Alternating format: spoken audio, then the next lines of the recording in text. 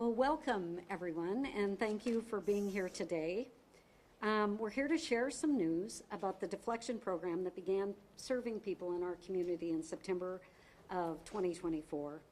We're going to hear from our county leaders and key partners who've been working to connect people in the community to substance use disorder treatment and other supportive services. You're going to hear today from Multnomah County Chair Jessica Vega-Peterson, Director Heather Marisol, who is from the county's Behavioral Health Division, Portland Police Bureau Commander Brian Hughes, Tony Vesna, who is the Executive Director of 4D Recovery, and Bernard J.B. Foster, who is the Chief Executive Officer of Turk House, who is our contractor at the Deflection Center. And with that, I would invite Chair Jessica Vega-Peterson to come up. Thank you, Julie. Good afternoon, everyone. I'm Multnomah County Chair Jessica Vega-Peterson.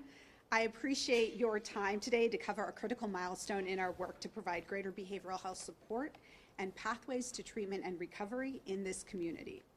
Heather Marisol is going to be talking more about the data and information contained in the report.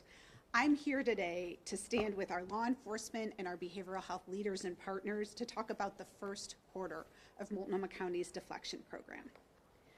So 1 year ago at this time, the Oregon legislature hadn't even passed House Bill 4002 to change our drug laws. 6 months ago, there were 0 deflection programs in the state of Oregon, and Multnomah County was on a very fast track to open mobile deflection on September 1st, and a facility where law enforcement would take those being deflected by mid-October. 4 months ago, we were just opening our deflection center and beginning to welcome clients. Today, we offer our community the first comprehensive data that includes program performance metrics for the first time, including completion and demographic data. This follows several smaller data releases and updates since our deflection program began. Data is a critical component to the work that we're doing, and one of the reasons that rapid early investment in our county's deflection program was so that we could begin collecting data to better understand who we are serving with deflection, what we know about them, and how we can improve the systems that we've set up. Because this first quarterly release is helping us to understand more clearly how this program is benefiting our community and what we should be considering as our next steps. We are among the first counties to release data from our program because transparency is so important and matters so much. We know being transparent and accountable makes a difference, and we're committed to doing both of these as we move forward. This work has taken a laser focus by the Multnomah County Health Department.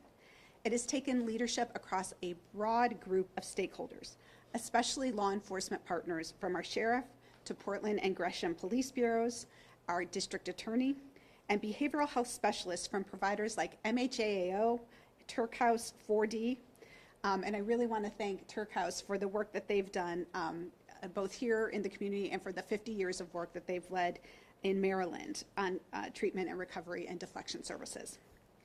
We have been tirelessly working to get the program up and running because we knew that that was the start of something very important. Deflection serves as a cornerstone to our commitment to improving our behavioral health continuum of care. My focus now is on considering how we can expand services at the Coordinated Care Pathway Center to make our continuum stronger on behalf of the many people who find support there.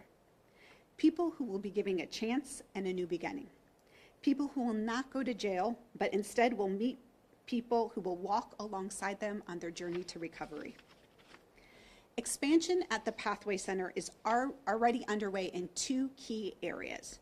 So first of all, later this spring, we are opening 13 sobering beds at the Pathway Center, and we will begin offering a place for people to go instead of the ER when they need to sober up and connect to services.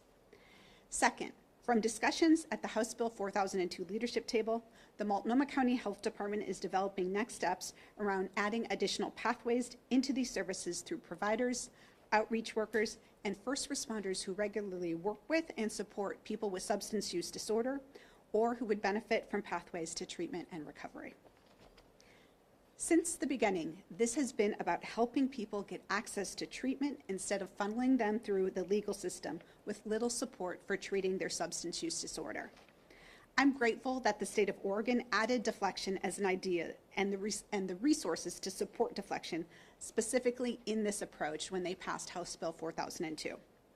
I'm proud of every county in Oregon who has been working to connect people in this new way to the services that they need. And I am extremely proud of Multnomah County, especially the many hardworking staff across our health department for taking up this call to action, building a safe and compassionate space for individuals, and making a difference in the life of every individual they serve.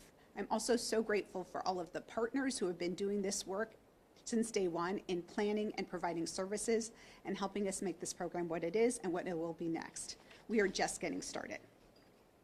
I want to end with the story of one of the participants who found what they were looking for at the Coordinated Care Pathway Center.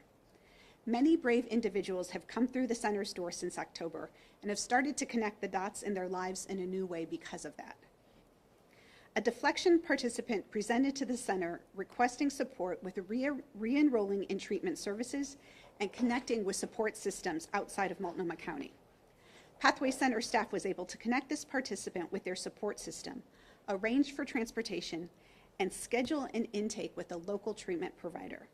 The client has successfully enrolled in both mental health and SUD treatment services and is actively engaging in peer services as well. Learning from stories like these is important as we continue to improve how these resources make an impact and how we can connect even more people to stability, to treatment, and to recovery. Deflection would not be possible without a deep commitment by our law enforcement partners to deflect people into the system. It would not be possible without our providers who are doing the work every day on getting people connected to recovery and knowing that recovery is possible. I am so impressed by the way each of our partners have shown up at this table and are committed to that work. I am now glad to welcome our Behavioral Health Division Director, Heather Mirasol, to the podium to walk us through the information in this report. Thank you.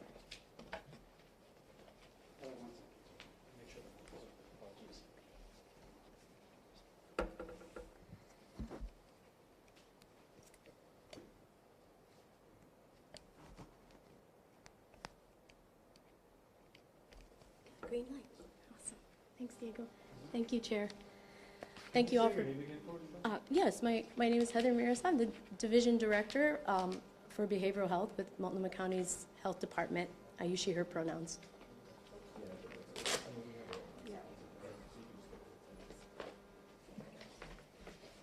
There we go. Face. Can you just maybe put that down a little bit because it's blocking your face a little. Can everybody hear you? Yeah. Okay. Yeah. We'll just turn the microphone on. Sorry about that. Great, thank you. So thank you for being here today. As I said, my name is Heather Mirasol. I use she/her pronouns, and I'm the Director of Behavioral Health with Multnomah County. We're pleased to share with you an update on how the deflection program is working at the Coordinated Care Pathway Center. We've learned a lot since launching this new program last September. And what's most important to understand is that this has added a new treatment opportunity for members of our community who are struggling with addiction that was not otherwise there previously. As Chair Vega-Peterson said, the program is working as intended. It's diverting people away from the legal system and into services that support them in beginning their recovery journey.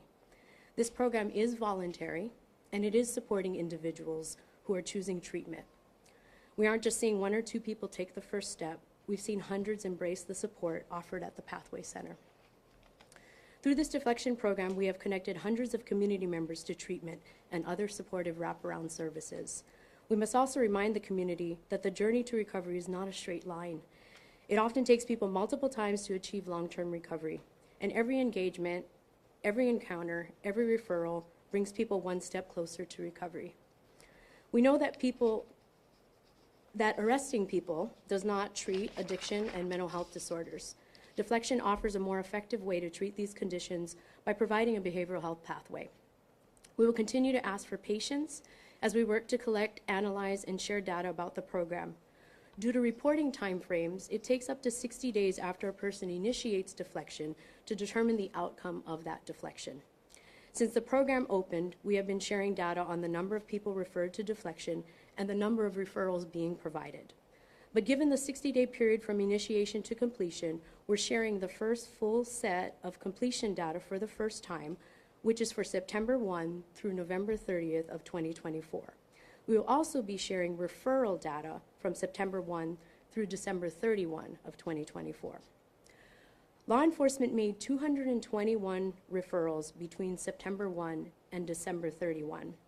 Of those referrals, there were 9 repeat referrals, which means 212 unique individuals were referred to deflection overall. Of the 212 individuals offered deflection, 141 of those referrals, or 67%, resulted in an initiated deflection. As mentioned, we now have 3 full months of completion data between September 1 and November 30th. In this window, nearly a quarter of deflections initiated were considered successful. 54% of the deflections initiated were considered not completed once we verified that clients did not access the referrals within a 30-day period. 31 deflections are still pending verification. As we have previously shared, people who initiate deflection are often referred to numerous services. However, the number one most common referral at 35% was for withdrawal management. And the number 2 most common referral at 31% was for outpatient treatment. This means that 66% of the referrals given were for addiction support services. Of the more than a dozen other types of referrals provided, the most commonly accessed service was for housing, followed at 24%, followed by peer support services at 21%, and the outpatient access to treatment was at 19%. We're also pleased to share more information about the demographics of the people we are serving. It's worth noting that law enforcement partners make referrals, and they may have more insights into the demographics of who is being referred. But here are some of the demographics worth mentioning. Nearly 60% of participants referred to deflection were between the ages of 26 and 40. 57% of those referred to deflection identified as male. 54% of people referred to deflection identified as white. 23% declined to answer that question, and 10% of those referred identified as Black or African American. Nearly 80% of participants listed English as their first language, 18% declined to answer, and 2% identified as Spanish speaking. When asked about drug use, 36% declined to answer the question, but 26% said they used methamphetamine, followed by 25% who said they used fentanyl. A large percentage, 62% of participants reported having pre-existing medical conditions, most of which were dental health conditions at 26%, followed by physical health conditions at 14%, and then mental health conditions at 12%. An overwhelming majority, 80% of participants, said that they had recently visited an emergency department. Almost 45% of participants indicated that they were living unsheltered, and 75%, sheltered or unsheltered, were experiencing homelessness. Nearly 40% of participants said that they needed food assistance. As mentioned, we've learned a lot from implementing this new program. The first quarter presented unique challenges and opportunities.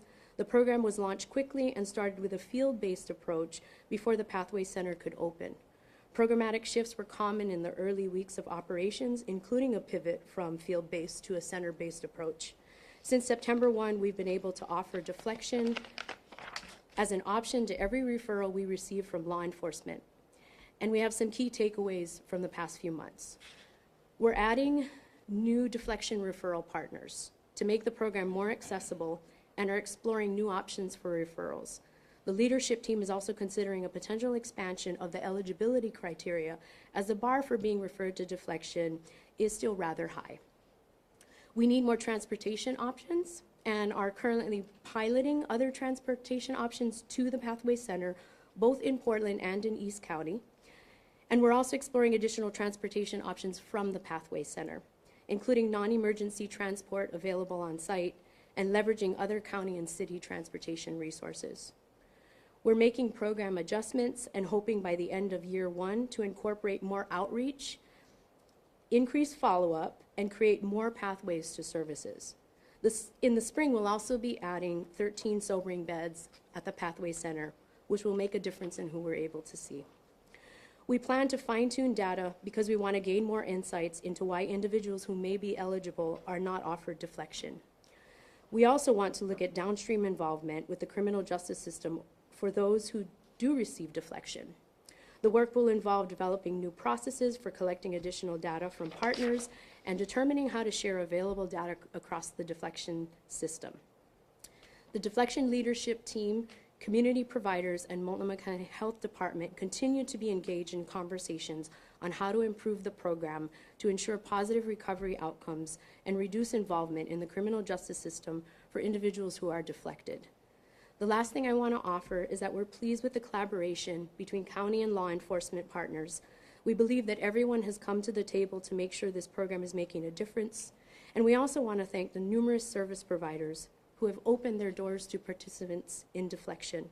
Whether it's securing shelter, housing, food access, or other basic needs or treatment, together we are surrounding people who are in deflection with services that support every facet of their life so that they are set up for recovery success. And I'm going to pass to, Tony Vesna. No, this one is going to go to Commander. Commander, I'm so sorry. Commander Hughes. Here, Heather, give me that touch. Oh, yes.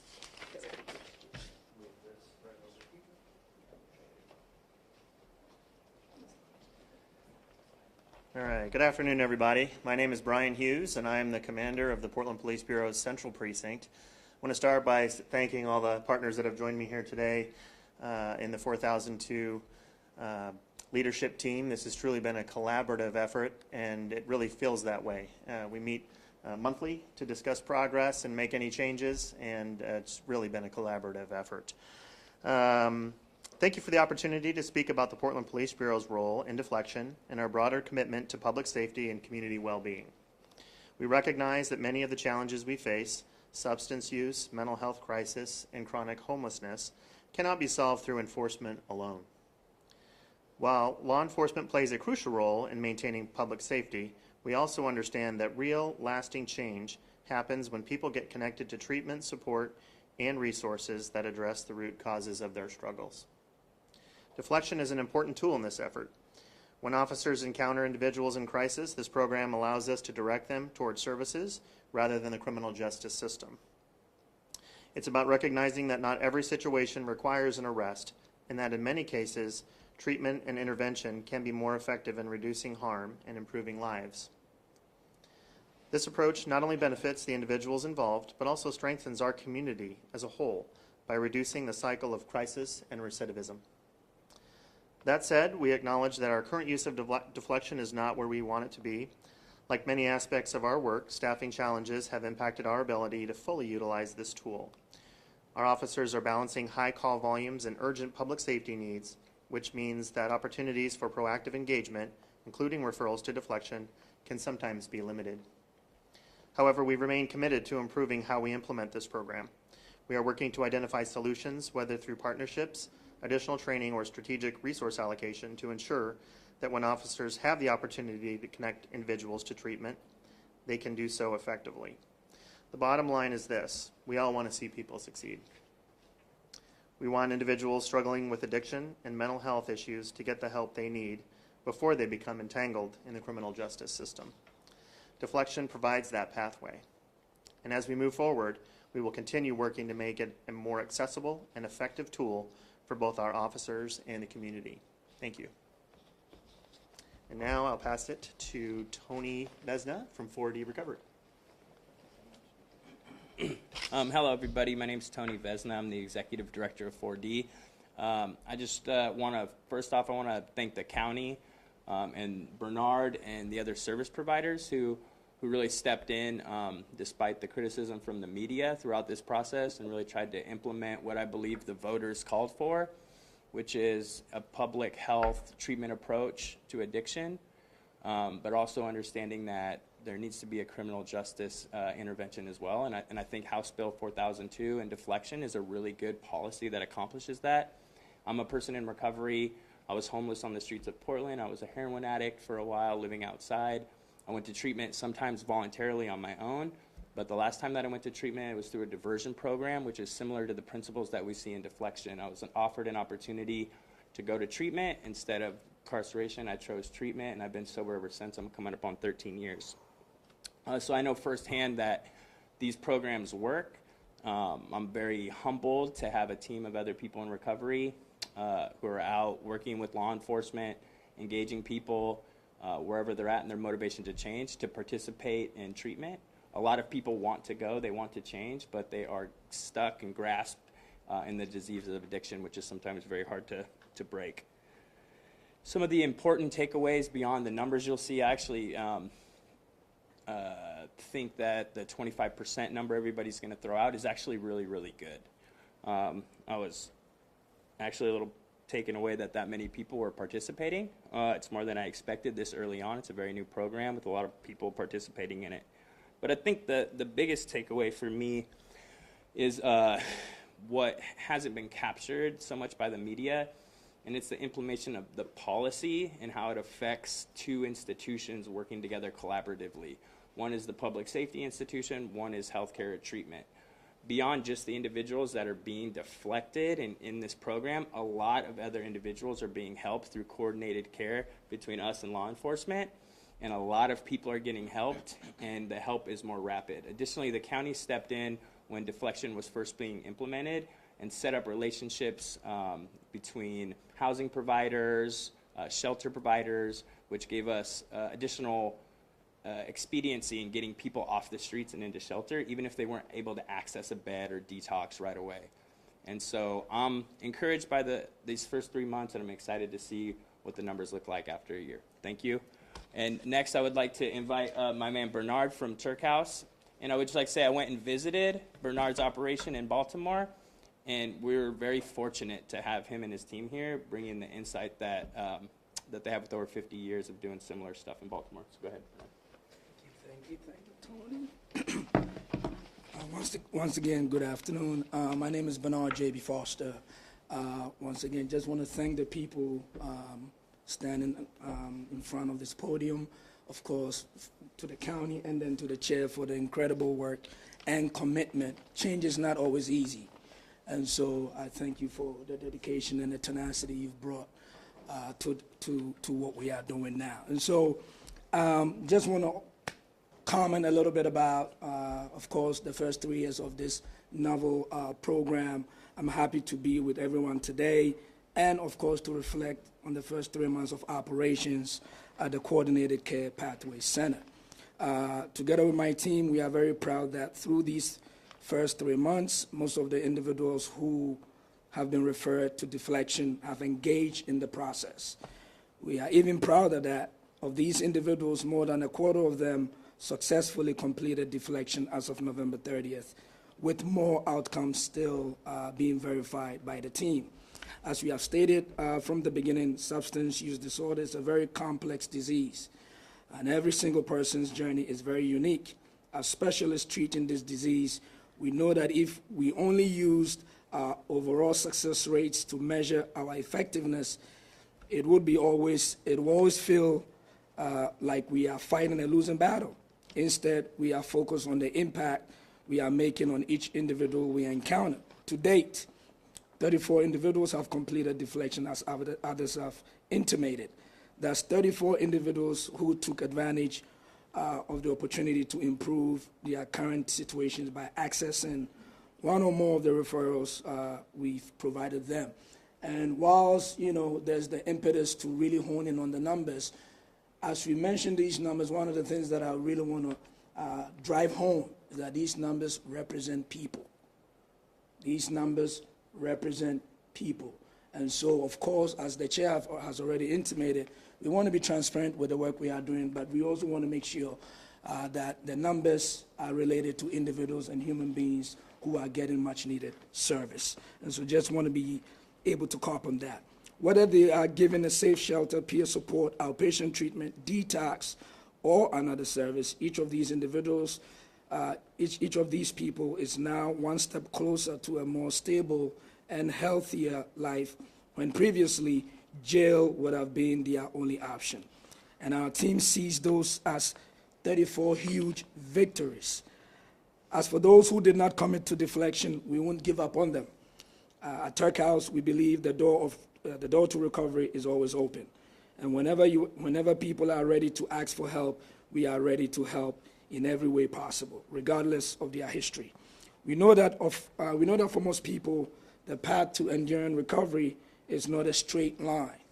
Our Turk House team is here for the long haul and committed to continuing to build out this program to ensure everyone in this community who desires to recover from the substance use disorder is given many opportunities as they need to be able to do that. Once again, I would be remiss if I did not belabor this point that the reason why this program is where it is now is as a result of course, the county and the other stakeholders who are here with me, making sure that definitely this is a beginning step to really a long process and a long state that we are looking to hopefully be able to solve. And so once again, thank you for the audience being given unto us, and we hope to see you soon. Thank you. Hi, so now we have a few minutes for questions from reporters. I also want to say that we'll follow up, and if you want to have individual interviews with folks, just flag us, and we'll be able to step aside. Any questions from the Austin DiDios from the Oregonian? What's being done to track people who maybe don't complete deflection? Are you keeping an eye on them to see if they want to come back or need more help? What's that look like? So Austin is asking what's being done to track people who decline to complete the deflection and how that's being done. Somebody, Heather or Bernard? Thank you for that question, Austin. One of the things that just because a person did not complete the process, it doesn't mean that we stop engaging them. Our peers are working assiduously with these patients to continue to sort of motivate them to be able to access services. One of the things in addictions is the stages of change. And many of the patients, if not all, that we will engage will be at the pre-contemplation stage of change. Usually they are ambivalent and they are reticent to try to engage in any type of treatment whatsoever. But this is where collaboration with your 4Ds and other partners, especially our peer recovery community, it's keeping those patients engaged. And hopefully, somewhere down the line, they'll be able to engage services. And so just because they did not access or they did not complete this first time around does not mean we just leave them to chance.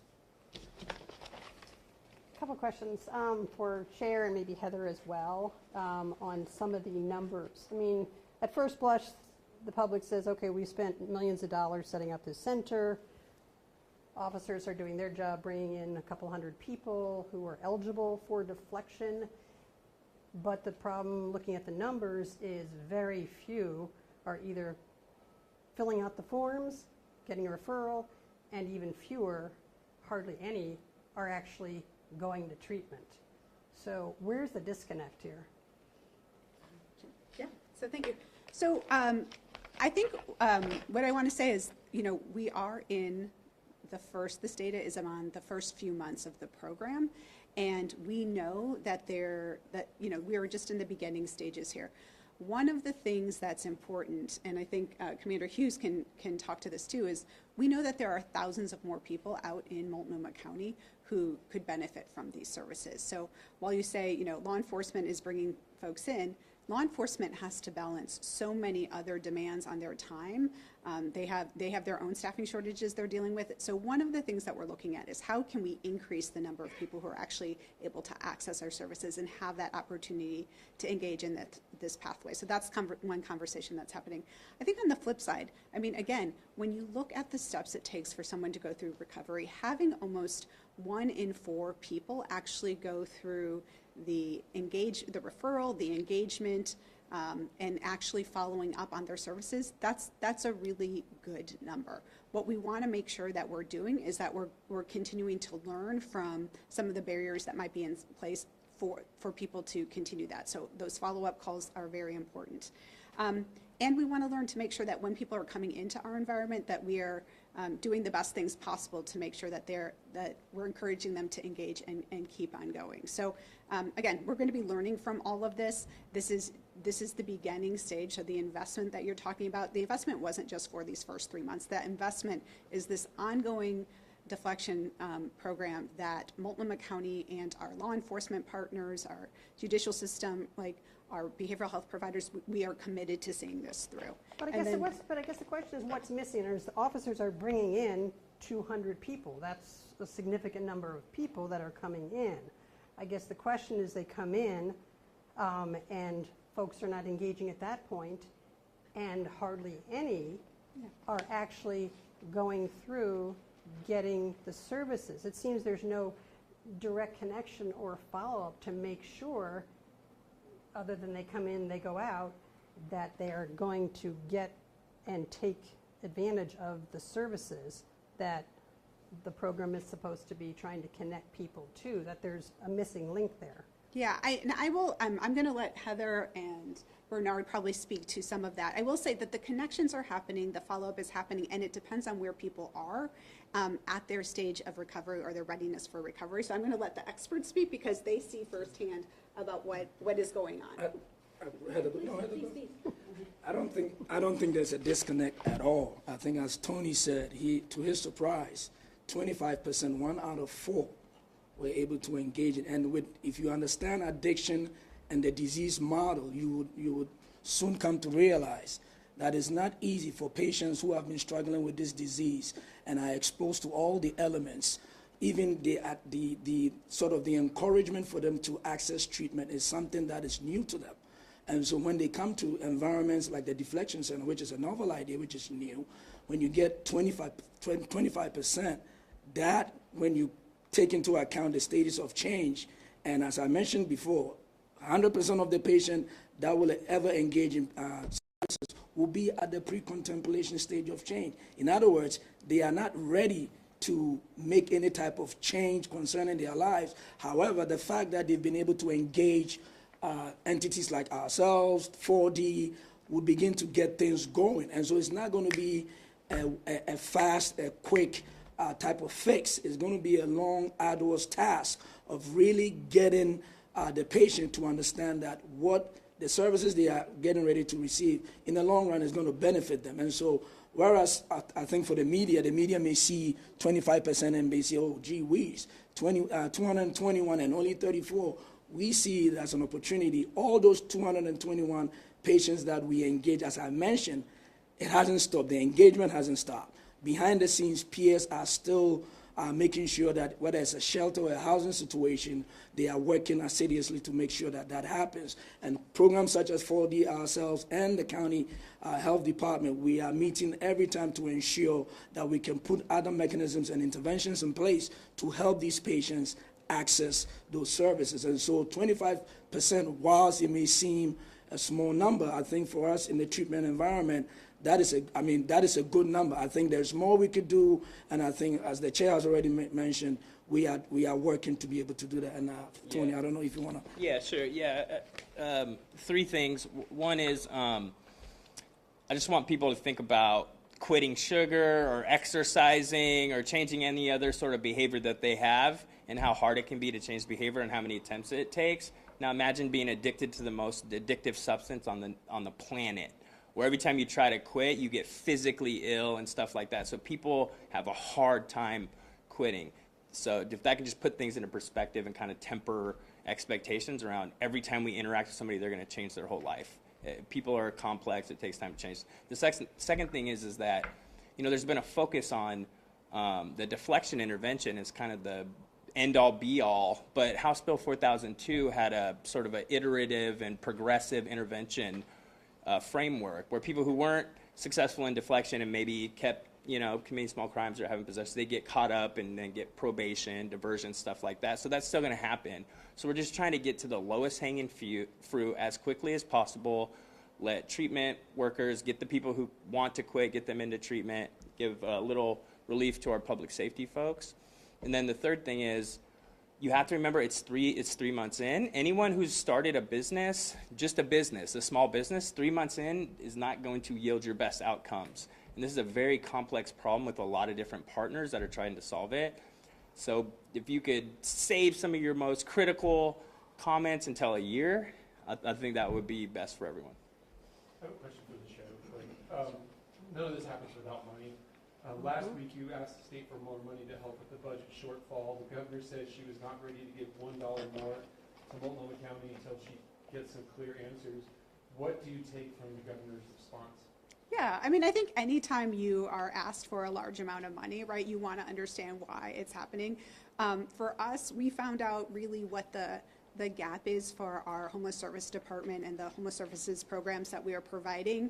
We had that final number, I think it was like on Valentine's Day, and so we wanted to make sure that we were raising awareness about the state we were in and really what the potential impacts were for our community, who has said time and time again that solving our homeless crisis is the #1 priority. So I'm meeting with the governor tomorrow. We're going to have a conversation about that, but this is a critical budget time for Multnomah County. It is a critical budget time for the city of Portland, and we have been doing so much work over the years in investing resources in programs and people because we want to make a change. We want to provide opportunities for people. We want to see differences on our streets and in our communities, and so we're committing to that. But we need everybody to engage. I will say, in Multnomah County, we have about 20% of the general population, but we have 40% of people who are experiencing homelessness here in Multnomah County. And I think that is something that I also want to make sure people are aware of when we're talking about how exactly we're funding what we need for Portland and Multnomah County. Thank you. What does it mean to complete deflection? What's the definition of complete? Yeah. So right now, based on the definitions that were established by the leadership table, completing deflection means a successful, you have successfully taken part in whatever it was that you were referred to. So some people have been referred to shelter. Some people have been referred to a peer support system. Some people have been referred to outpatient treatment. Some people have been referred to detox, right? There's a variety of things, and those are contained in the report. That means within the 30 days after you were engaged in deflection that you have made that connection, that you have done that, you have checked that box. And it takes a lot of work to do that, right? That's why we have people reaching out and following up. It takes a while to confirm that that has happened, but that's what it means, that somebody has been accountable for what's happening in their life and that they are taking that step, taking that initiative to start on that pathway through stability, through treatment, through connection with a peer. I want to thank everybody for coming. It is, we're at time. So if you have any further questions, please send them to pressoffice@multco.us. And if anybody wants to grab one of these people, if they're not running out the door, please let us know. But thanks again for coming. We appreciate it.